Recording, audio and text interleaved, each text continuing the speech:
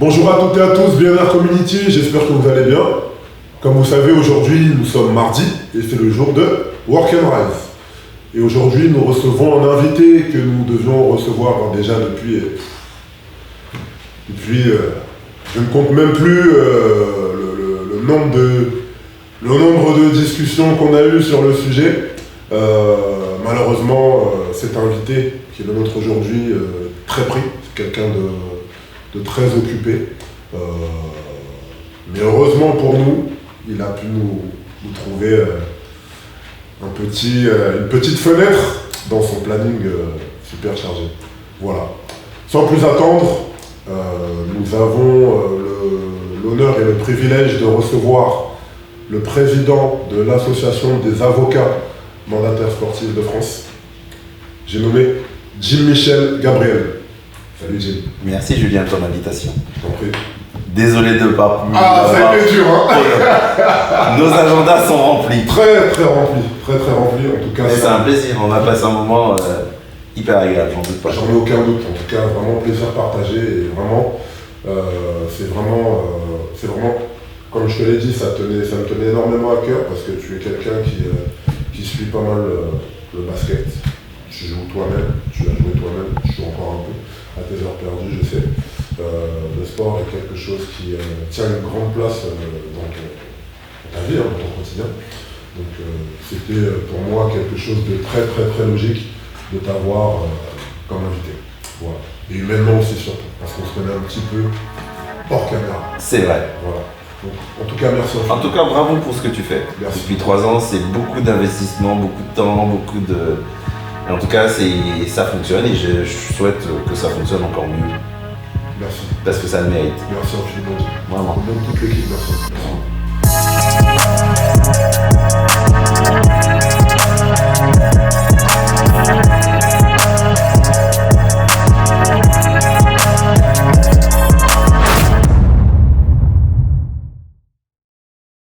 Écoute, sans plus attendre, on va commencer. Avec joie. Comme on fait pour tous nos invités, la fameuse introduction très simpliste. Qui est Jim-Michel Gabriel? Alors, Jim-Michel Gabriel, c'est un garçon qui est né en Guadeloupe, qui a commencé à jouer au basketball à l'âge de 10 ans, qui au départ est un amoureux du sport parce qu'il n'a pas fait que du basket, il a fait de l'escrime pendant longtemps. D'accord. Il a fait de l'athlétisme pendant longtemps. Ouais. Et il a même fait aussi de la natation. Et après, par la suite, il a levé le pied parce que sa mère lui a dit à bout d'un moment, il faudra faire des choix quand même entre faire du sport, beaucoup de sport dans la semaine.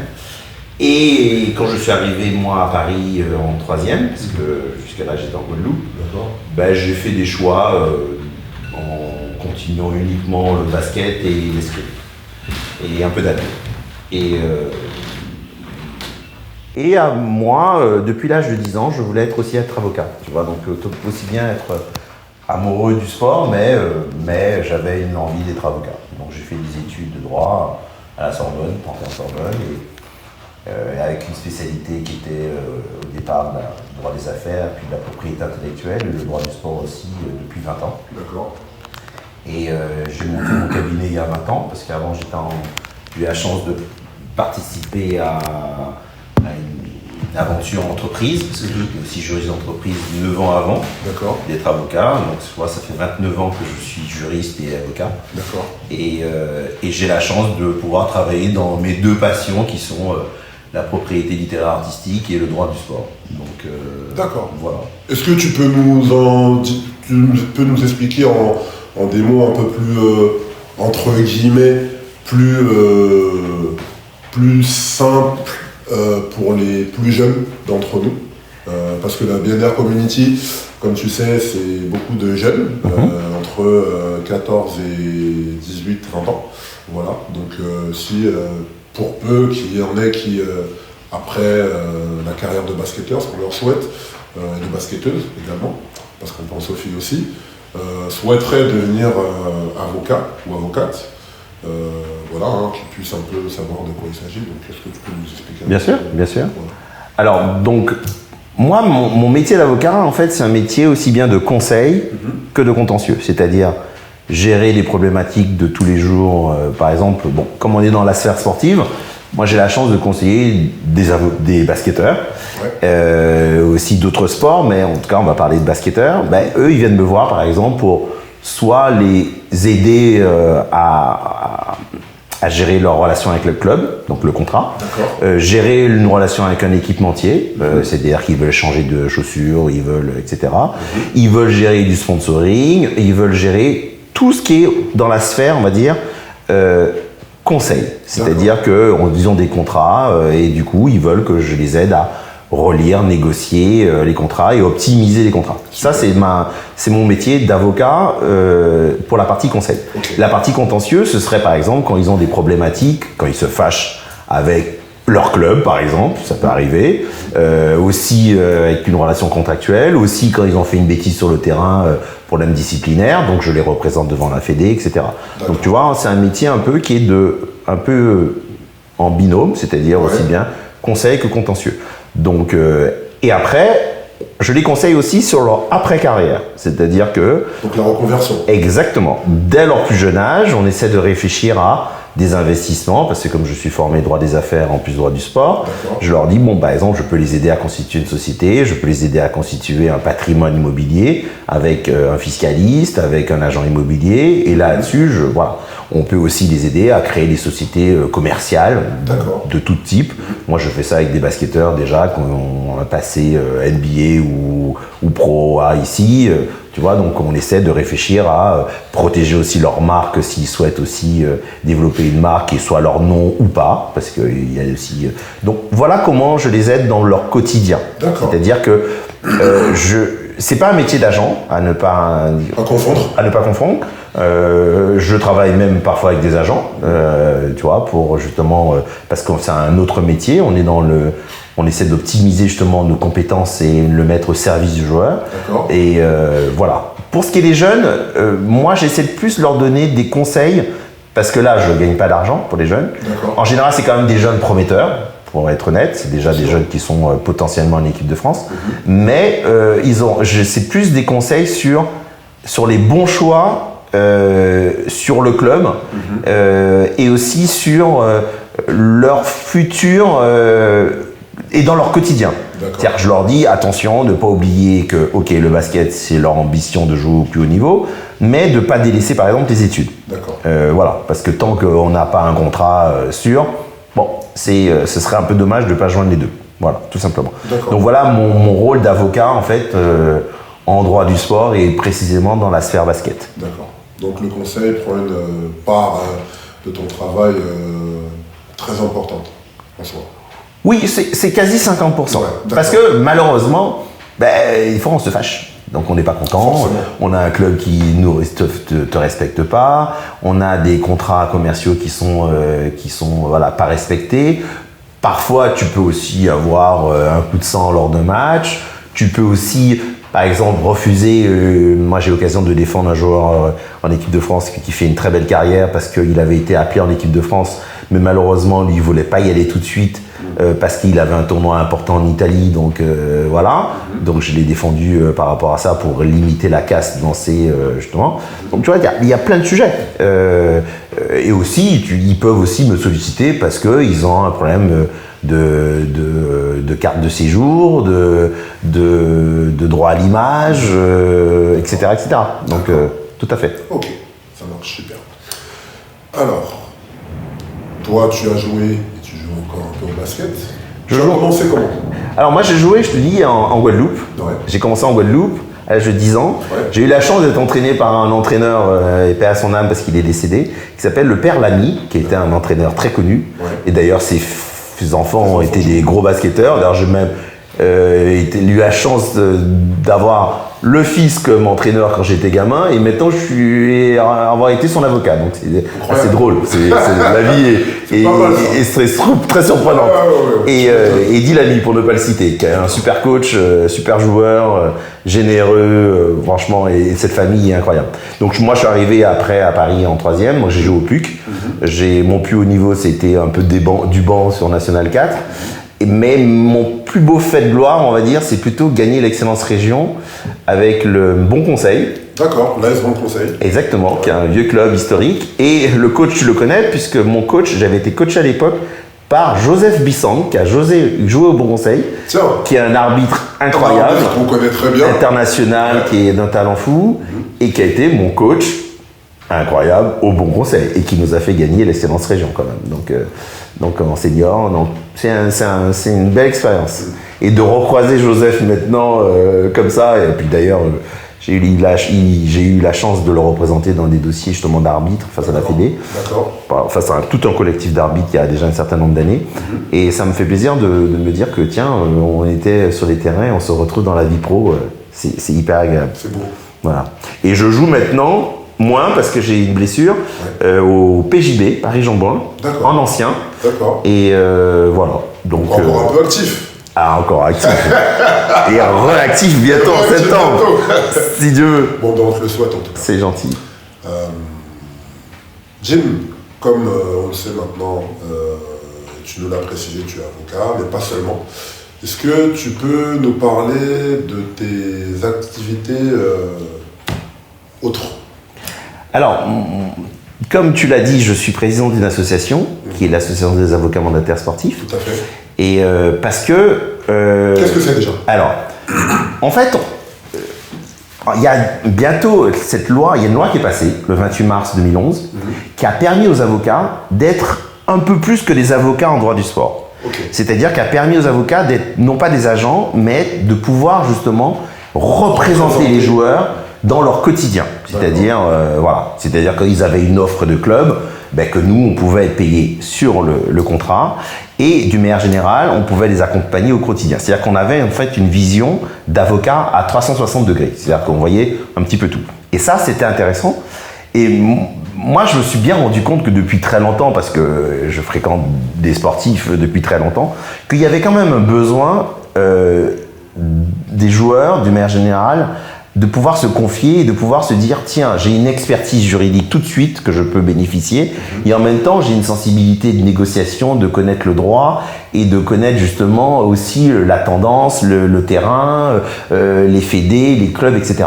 Et cette loi nous a permis justement de pouvoir révéler justement, nous permettre justement de pouvoir faire ça auprès des joueurs. Et ça, c'est pas être agent du tout, parce que nous, la différence, c'est qu'on a une déontologie qui est beaucoup plus sévère.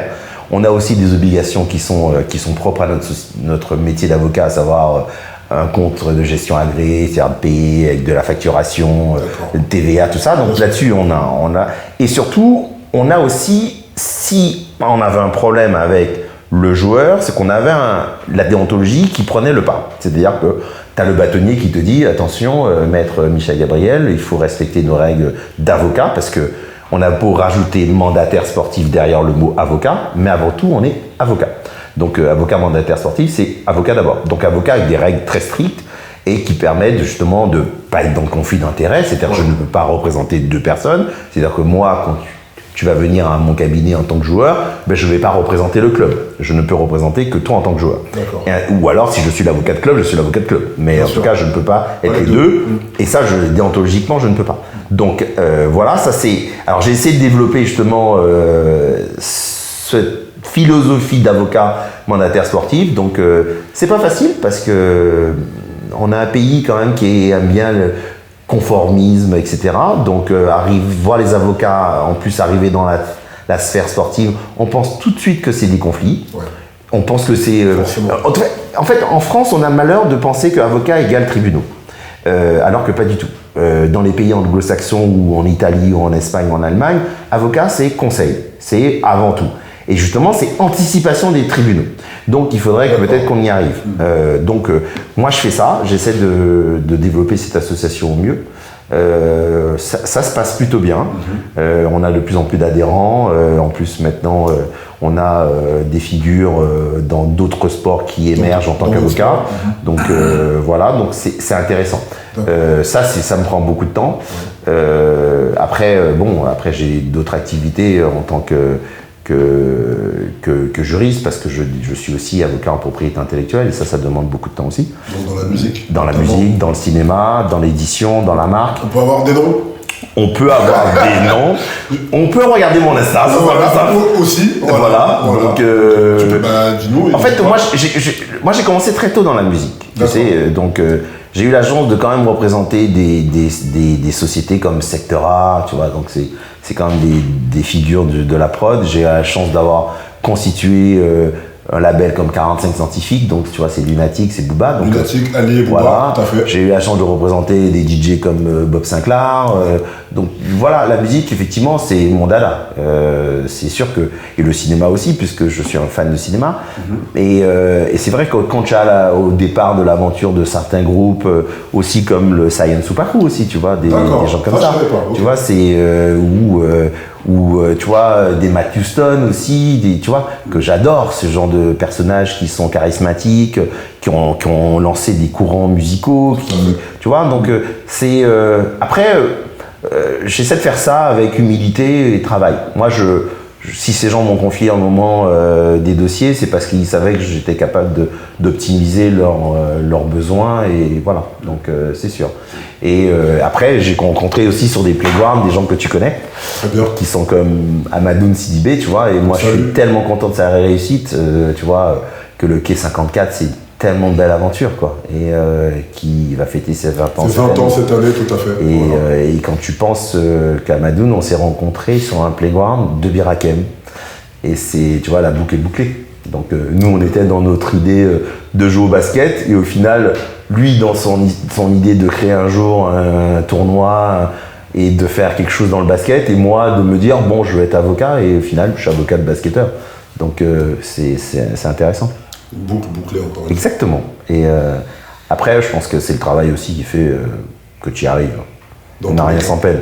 C'est pour ça que c'est important aujourd'hui, la valeur travail. Qui peut être un peu biaisé avec... bon, on va pas trop parler de cet avènement des réseaux sociaux avec l'influence dans tous les sens, les influenceurs, etc. Mais c'est... beaucoup de jeunes notamment, malheureusement, oublient qu'il y a un facteur travail qui est fondamental. Bien sûr. Sans quoi on ne fait rien du tout, en fait. Bien sûr. Voilà. Mais nous, on n'est pas été élevés comme ça. Ça, c'est sûr. Nous, on savait que l'argent facile, compliqué. L'argent facile, ma génération, même un peu après, elle n'imaginait pas aujourd'hui qu'on pouvait gagner 15 000 balles comme ça en faisant la promotion de quoi? D'un truc qui est complètement... voilà. Nous, c'était plus... ouais, tu bosses, quoi. Même basketteur, je trouve que... Bien sûr. Je trouve que... Après, je trouve que là, ça revient, je trouve. Parce qu'à un moment... oui, bon. Ouais. J'ai l'impression je vois ce que tu veux dire. J'ai l'impression qu'à un moment, tout le monde pensait pouvoir être basketteur. C'est ça. Et, c'est ça. Et qu'ils se rendent pas compte, en fait, que même aujourd'hui, LeBron James, il est 1 heure avant tout le monde à la salle et 1 heure après tout le monde à la salle. Ouais, mais il y a une charge de travail qu'en fait, dont beaucoup de jeunes n'avaient plus à un moment conscience du tout.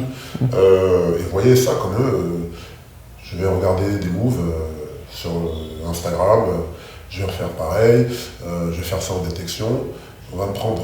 C'est beaucoup plus complexe, c'est beaucoup plus subtil et beaucoup plus profond dans le travail à effectuer. Bien sûr. Donc je rejoins tout à fait ce que tu dis. Moi je vois, parce que moi je vois des profils qui viennent me voir, qui me disent bon maître, mon fils cherche un club, bon, je viens les voir. Je viens les voir jouer. Oui, bien sûr. Je viens les voir une fois. Aussi. Ouais. Je viens les voir 2 fois. Ouais. Je viens les voir 3 fois. Mais oui, ce sont des bons basketteurs. Comme moi, j'ai été un bon basketteur. Mais je n'étais pas un basketteur professionnel. Tu vois ce que je veux dire? C'est ça la différence. C'est que tout le monde ne peut pas être un bon basketteur et un basketteur professionnel. C'est pas parce que tu as été un bon basketteur que tu vas être professionnel. C'est ça. Et parce que ça demande beaucoup plus. Mais le mot plus, c'est même faible. C'est vrai. Franchement, c'est parce que la concurrence est de plus en plus importante, même dans mon métier. Moi, ça fait 29 ans que je travaille. Je pourrais me dire, Maître Michel Gabriel, il est 4 fours de l'Odéon, il a le titre de spécialiste au Conseil des national des barreaux, il fait partie du top 10 des avocats en droit du sport, top 50 des avocats en propriété intellectuelle. je pourrais me dire, c'est tranquille. On est peinard. Mais non. Pas plus. Mais non, on est 34 000 à Paris, et bien tous les jours je me pose la question, me dire est-ce que mon contrat il est bon, est-ce que mon assignation est bonne, est-ce que j'ai bien plaidé, tous les jours. Et c'est comme ça que tu progresses. Remise en question perpétuelle. Tous les jours. Et je viens au cabinet, on se dit ouais, voilà, ben moi je suis au cabinet quasi 7 jours sur 7. D'accord. Donc je serai au cabinet, je suis au cabinet les jours fériés, je suis au cabinet le dimanche très souvent. Parce que tu veux être toujours dans la meilleure, dans l'exigence que te demande ton métier. C'est la meilleure disposition. Exactement. Et puis ton client, il te fait confiance pour ça. Ouais. Il dit, moi je viens pas voir l'avocat lambda, je viens voir un mec qui est censé être dans la matière propriété intellectuelle ou droit du sport. On appelle ça ténor. Parce que le mot ténor du barreau, c'est pas que le pénal, c'est aussi dans la matière en question. Donc c'est ça qui est intéressant. C'est se dire, mais pareil, je te dis, pour avoir fait de l'athlétisme, on se souvient, moi j'ai commencé l'athlétisme avec Marie-Josée Pérec. D'accord. Bon, donc, et la fille, et tu vois l'exigence que notre entraîneur de l'époque, qui s'appelait Lucien Richal, nous demandait. Où avec Maggie Nestoré d'ailleurs, qui est une très belle athlète aussi, qui a fait un beau parcours aussi de haies et tout, mais on vomissait systématiquement sur la piste. Et c'est ça qui fait que ça forge en fait un caractère. Et c'est là-dessus que moi je dis que si tu veux obtenir le meilleur niveau, le plus haut niveau, déjà il ne faut pas te donner de limite. Moi je dis aussi ça. C'est la limite, comme disait ma mère, c'est le ciel. Autant dire qu'il n'y a pas de limite. Mais c'est surtout que toi-même, tu ne dois pas te fixer de limite dans l'effort. C'est hyper important. C'est-à-dire que j'essaie de toujours donner plus. Et qu'à la fin, tu dois te dire, moi ce que je dis souvent aussi à mes collaborateurs ici, je dis, est-ce que tu penses que tu as donné le maximum? Si toi tu me réponds honnêtement que tu as donné le maximum, pas de problème. Tu vois, c'est pas rester tard le soir qui donne le maximum, c'est sur l'instant de donner le maximum. Moi, au contraire, je trouve ça extrêmement suspect, les gens qui restent jusqu'à 23h au cabinet, bosser. Non, c'est que t'as rien foutu dans la journée. Donc c'est pour ça que l'exigence, c'est sur l'instant. C'est-à-dire que c'est être concentré. Par exemple, un match, tu peux le gagner sur une concentration sur l'instant. Bien sûr. Et pareil, sur ton travail, t'es concentré sur l'instant. Et si t'es bien focus sur l'instant, ben c'est là que tu gagnes du temps. Parce que toi, aujourd'hui, on se dit, t'as jamais un relâchement. Ouais. Toujours attentif, toujours concentré. Et d'ailleurs, c'est un mot que je dis tout le temps au basket. Je dis attentif, œil attentif. Les mecs, sur le terrain, tu veux dire? Ouais, je dis ça tout le temps. Tu vois, je dis ça très souvent. Parce que je sais que sur un instant, tu peux perdre le match. Ah, clairement. Et là, et ça, c'est même dans ta vie, en fait. Bien sûr. Bon. Les timings, comme on dit. Exactement. D'accord. Exactement. Ça marche. Pour tous les jeunes qui vont regarder cette interview, est-ce que tu peux nous parler de l'importance de la préparation de l'avenir, donc de la reconversion, le plus tôt possible, et ce même au début de la carrière sportive? Ouais, moi je pense que c'est très important. On a la chance en France, et notamment en Île-de-France, d'avoir d'excellentes écoles de basket. Mais vraiment, on ne se rend pas compte, mais vraiment. Donc si en tout cas on a envie de pratiquer ce sport et d'aller loin, c'est important d'être inscrit en club, c'est important de se donner de faire des efforts, c'est-à-dire de ponctualité, de régularité dans l'entraînement, pas juste venir quand j'ai envie et que j'ai autre chose à faire, parce que moi je l'ai vu, et d'ailleurs moi j'ai eu des coachs, je me rappelle, qui ont gueulé sur des joueurs qui étaient d'excellents joueurs, mais qui ont dit écoute, nous on a besoin de toi tout le temps. Pas juste quand tu as envie. Donc ça c'est le premier conseil, c'est la régularité. Le respect de ses coéquipiers, parce que ça c'est hyper important. C'est se dire aussi de perdre et de jouer en équipe et de gagner en équipe. Moi, tu vois, je te raconte une anecdote. Ma mère, pourquoi elle a voulu que je fasse de l'escrime et de l'athlé? Pourquoi? Parce que j'avoue que les premiers 3 ou 4 mois, quand je rentrais de l'entraînement, exactement, les premiers 3 ou 4 mois, quand je rentrais de l'entraînement de basket, quand j'avais 10 ans, je lui disais, ouais, ils auraient pu me passer la balle, on aurait pu gagner le match. Elle me regardait, elle me dit, ah ouais, t'aurais gagné le match toi tout seul. Donc, tu vois, elle avait bien compris que naïvement, tu as envie de dire que toi, tu peux faire gagner le match à 10 ans. Et bien, le fait d'avoir fait un sport individuel après l'escrime ou de l'athlète, mais je ne pouvais pas dire qu'aujourd'hui, qu'on ne m'avait pas passé de ballon. Si j'arrivais pas à mettre la touche en fleuret, mais c'était ma responsabilité. Si j'avais pas gagné mon 100 mètres ou mon 200 mètres, c'était ma responsabilité. Et bien, tu sais, quand j'ai commencé je les ai commencé très vite après. Quand j'ai commencé mon sport individuel, ben, j'avais plus du tout ce raisonnement quand je rentrais à la maison le soir. Je disais plus ça. C'était fini. C'était, bon, on a perdu ensemble. Voilà. Ou on a gagné ensemble. Et ben, tu vois, alors je te dis pas que tout joueur de jeu collectif doit faire un sport individuel à côté, mais en tout cas, il faut qu'il y ait cette humilité-là. Et en tout cas, moi, ce que je dis aux jeunes, soyez assidus, soyez travailleurs, parce que le travail paye toujours. Si c'est bien un truc, c'est plus tu vas enchaîner 1000 shoots, mieux ce sera.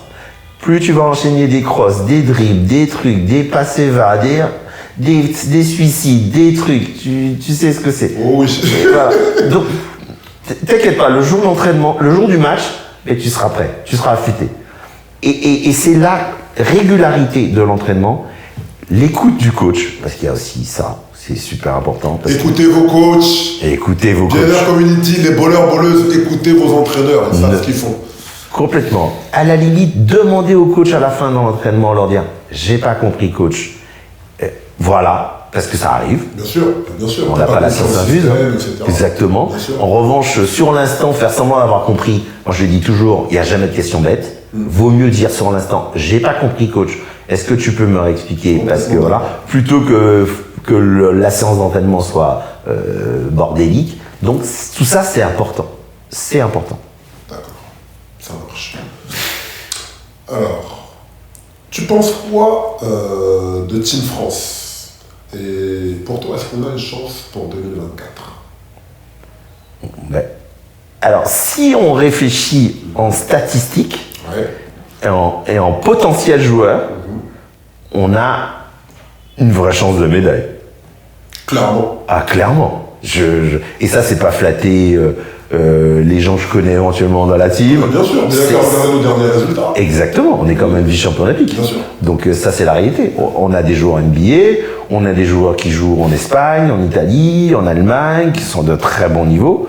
Non, on a une vraie chance. Après, je pense que il faut que tout ça, le coach arrive à faire prendre la mayonnaise.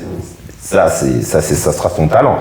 Mais oui, potentiellement. J'aimerais bien que, alors peut-être c'est mon côté chauvin et guadeloupéen, que Rudy Gobert soit avec nous. Et Rudy viens, parce que Guadeloupe en France. Écoute, bon, après il y a la nôtre, hein, il y a des Albici, il y a tout ça. Mais ce serait bien que Rudy soit là. En plus, t'imagines, si on peut avoir Rudy Gobert et Victor éventuellement dans la même raquette. Incroyable. Ce serait, oh. Ouais, c'est une vraie dissuasion. Parce qu'il y a comme je pense que tu sais, il y a pas mal de bruit en ce moment sur le fait que Rudy soit là ou pas, notamment Nicolas Batum qui l'a défendu un peu dans les médias par rapport au fait d'être un peu critiqué, décrié par pas mal de monde, hein, que ce soit fan, même des fois joueur ou autre, par rapport à son apport, voilà. Je trouve, personnellement, j'ai trouvé ça un peu sévère parce que c'est quelqu'un qui mouille le maillot, Rudy. Alors, il peut ne pas être performant sur toutes les fenêtres, comme ça a pu être le cas, mais ça reste quand même un joueur solide et dont on a besoin d'équipe de France. Non mais Rudy Gobert, c'est un joueur All-Star, les gars. Donc, pardon. À partir de là, bon. Il a toujours fait son boulot. Comment on fait pour critiquer Rudy Gobert? Il a toujours fait son boulot de joueur dans l'équipe de France. Il a porté les couleurs. Il nous a sauvés sur un contre, je sais plus, sur la demi. C'est pas celui de match de Batum, c'est Batum après derrière. Exactement. Mais je me rappelle très bien. Exactement. Tu dis mais pardon, non. Non, c'est que je pense que peut-être que lui, il a un doute personnel sur... voilà, il a peut-être envie de se reposer parce qu'il a peut-être pas fait la saison qu'il aimerait. Mais aujourd'hui, son apport en équipe de France est indéniable. Indéniable. Ben, bien sûr. Puis de toute façon, les gens Les gens parleront toujours. Non mais la France est toujours dans la critique, malheureusement, et ça c'est triste. On se rend pas compte que tant qu'on n'a pas été, je pense, moi je peux pas parler en tout cas, mais tant qu'on n'a pas souffert sur un terrain, comment on fait pour critiquer un joueur qui donne 12 mois de sa vie, entraînement, 10 mois, parce qu'il a 2 mois de peut-être vacances tous les jours, s'entraîner, etc. C'est depuis le plus jeune âge, parce que c'est ça en fait. Ils n'ont pas de vie, hein, ces gens-là. Alors certes, ils gagnent beaucoup d'argent, oui, mais en final, leur carrière s'arrête à 35 ans, s'il n'y a pas de blessure, 40 ans. Nous, à 35 ans, dans notre vie pro, on est à la moitié. Or, ils ont déjà, eux, fini. Donc, eux, il faut qu'ils réfléchissent à tout ça. Et puis, ce sont des vrais multinationales. Rudy Gobert, c'est un contrat, je sais pas combien de millions, c'est un équipementier qui compte sur toi, c'est etc., etc. C'est une équipe NBA qui compte sur toi, qui a des investissements. Non, faut parler de choses réalistes. Exactement. Un peu de pudeur, quoi. Bon. Donc, pour toi, une vraie chance, quand même. Oui. Et puis, ce qui est intéressant, c'est que les gars ont envie de jouer ensemble. C'est vrai. Bon, c'est ça qui est beau. Même ceux qui ressort, en tout cas. Exactement. Même ceux qui sont NBA, qui sont pas là, mais en même temps ceux qui font le boulot pendant que les joueurs NBA sont pas là, mais tu sens que même s'ils vont pas être au bout du chemin, mais ils sont contents d'avoir mis leur pierre à l'édifice. Et ça, je trouve ça super. Parce que, et ça, c'est une vraie valeur intéressante dans le sport. C'est se dire que, ok, je vais peut-être pas faire les phases finales, mais j'aurais contribué à pouvoir les faire. Et ça, c'est bien. C'est important. Quel message est-ce que tu aurais à faire passer aux jeunes bowlers et bowleuses de la nouvelle génération, en France ou ailleurs, parce que je sais que tu es allé dans d'autres contrées également, en Afrique notamment. Oui, j'ai découvert le Cameroun, qui est un super d'ailleurs. Mon Dieu, quel ambassadeur vous avez maintenant. Merci Joël, si je peux t'appeler. Maintenant, Joël Bid, c'est nouveau MVP, comme vous le savez, en Gainer Community, voilà, d'origine camerounaise. Ouais. Franchement, moi j'ai eu l'occasion d'être invité par le barreau du Cameroun, un accueil de dingue pour parler justement du métier d'avocat mandataire sportif. Et le travail, n'oubliez jamais le travail. C'est ça la valeur essentielle. Humilité et travail. Humilité et travail. Ah oui. Moi en tout cas, très souvent quand je fais une offre d'emploi, la première chose que je mets, parce que globalement on a tous les mêmes diplômes. Ils savent bien que je cherche un Master 2 ou un avocat ou un élève avocat. Et ma matière, elle est connue parce que ils savent bien qu'ils vont pas faire autre chose que du droit de la propriété intellectuelle ou du droit du sport. Ouais. La première chose que je mets, quelles sont les qualités requises, je mets humilité et travail. Je mets pas plus. Et à partir de là, ça me va. Si tu l'as lu, parce qu'il faut pas mettre le truc, humilité et travail. Et ça marche bien. En tout cas, c'est celle que ma mère m'a donnée comme valeur. Elle, prof de français, voilà, à la retraite, elle te dit humilité et travail. Si tu travailles, tu auras les fruits de ton travail. Et si tu es humble, les gens vont te respecter. Tu n'as pas besoin d'en faire trop. Donc, les bowlers, ne lâchez pas l'affaire, humilité et travail. Ce sera le mot de la fin, Gainer Community. Merci infiniment de nous avoir suivis. Humilité et travail pour ceux d'entre vous qui éventuellement décidaient de faire une carrière dans le basketball. Voilà. Et ceux d'entre vous qui ne sont pas du basketball mais qui souhaiteraient effectuer une carrière dans le sport, quel qu'il soit, le combat, le foot, peu importe, la boxe. Humilité et travail. Comme nous a dit notre invité ici présent, Jim Michel Gabriel. Merci infiniment, Jim. Merci, Julien. C'était super. Je crois qu'on va reprogrammer très vite déjà. Quelque chose.